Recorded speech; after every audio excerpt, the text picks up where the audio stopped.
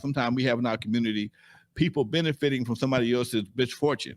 You know, I once let's see, it's clientele. Yes, him right All there. right, cool. Hey, I'm gonna head out. Lonzo, I love you, man. Have a great rest of the show. Thank you, everybody. I'll see you guys next Tuesday. Okay, let me see if he's on the air yet or not. If I can get him on the air, make sure he is. Clientele, can you hear me? Yo. Can you hear him? Can y'all hear him? I hear him perfectly. Okay, cool. All right, Dusty's out of here, folks. Me and Clientele. Peace, man. Much love. Peace, Clientele. Peace, y'all. Blue Dusty, take care, man. Thanks, man. Peace. What's up, Clientele? How you doing, Doc? What up, man? How you doing? Man, I'm sitting here. Me and Dusty just hit 200 plus on the show today, man, for the first time. We were surprised to get to 100. Next thing I know, it kept climbing. Now we at 200 and something, and I'm still blown away, dude. What's happening with you? That's dope, man. Hey, listen, like you say, you must be doing something right, for 200 people to take out, time in a busy day or a busy evening or whatever, man, to, drop in and hang out with you. That's all good. I appreciate it, man. What's happening with you today? What? What's happening with you today? You teaching today? Yeah, I just finished, two sections today. Then went chilled out and, man, relaxing because it's like a marathon. Who you telling, Doc? Each class is 3 hours long. So. Ooh, okay. Yeah. I was bitching about mine being 2 hours long. Hey, man, Clientele, maybe you can help me understand this, man. What is your perspective on this, on all these rap killings, man, these young rappers getting killed?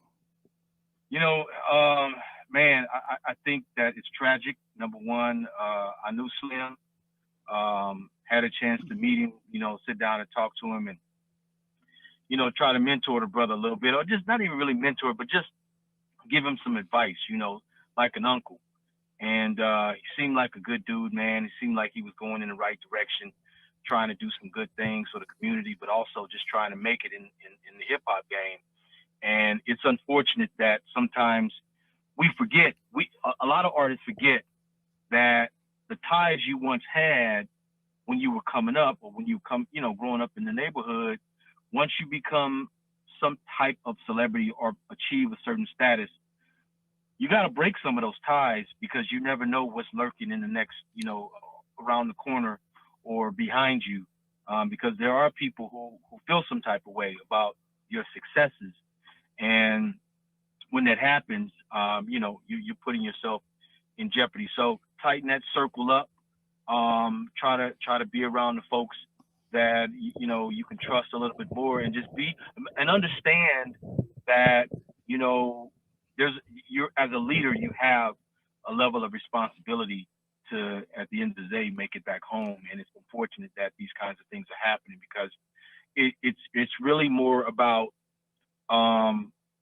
the grudges and just the positions people are in. But I mean, that also goes to the bigger issue, which is, the whole, black on black crime and proximity to one another and all of that. And we have to get up out of that gun, mentality and get up out of that situation and really start trying to build in a different way, man. And it's sad that we've sort of gone backwards a little bit. A little bit? A whole lot.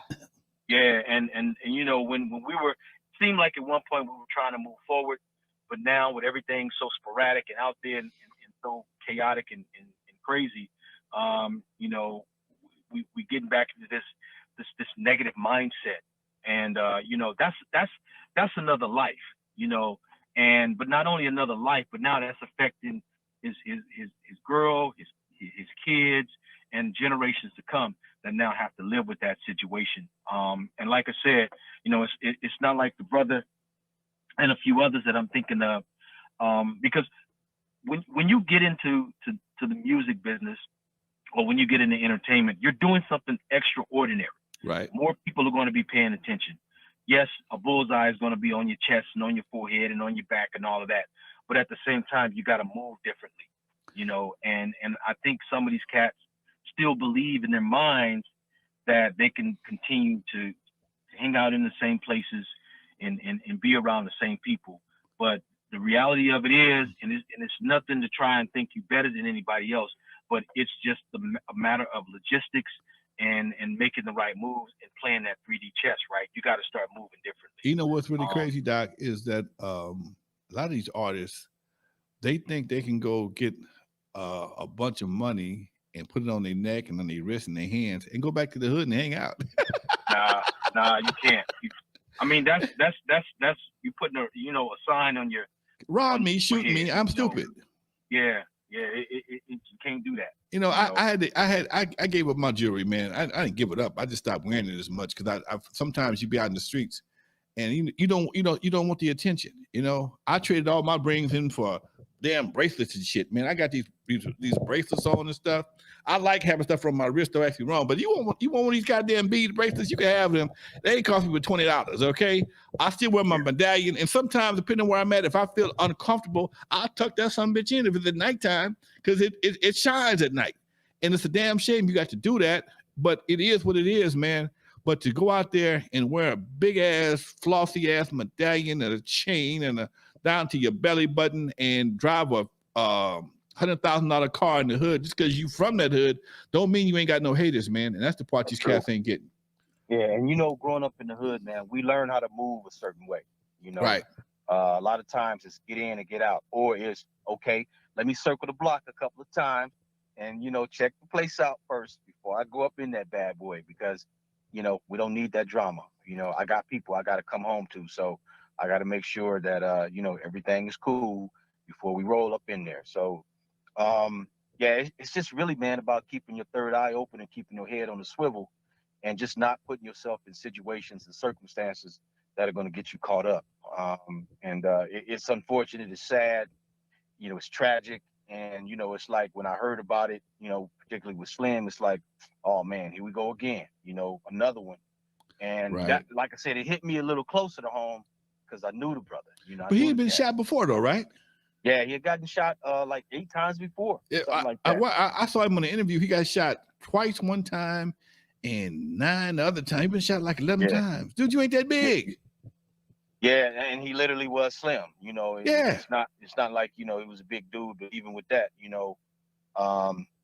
it's just like, I would just say this, to folks if they're gonna get into this game, and again, I tell this to my students too as well. There's a certain sort of protocol, in a certain way you got to carry yourself, in a certain way you have to make yourself available but not accessible, right, to everybody, because like you say, man, not everybody has your best interest at heart. Everybody got your best interest at heart, man. Yeah. So, Doc, be careful. Yellow called me the other day and said that they want us to get together and do these this triple book signing. I didn't see you in the feed. Did he talk to you about that? Yeah, it's already in motion, man. Okay, good. So you'll see us, you'll see Lonzo, Yellow, and CLI-N-TEL in a bookstore near you, a college near you, a stage near you. I was telling him how Yellow got at us not long ago, man, said he wanted to get back with us and just do something different. That blew me away, Doc. I never thought that would happen. Well, I'm gonna throw one more caveat. Yellow and I and Little E, we working on something. What? Yeah. I can't reveal it all just yet, but it's gonna be major. All right. Well, shit. Throw me a line. Let me do let me open that son bitch up or something. Do something. We have to. Do something. We have to. Yeah. We have to.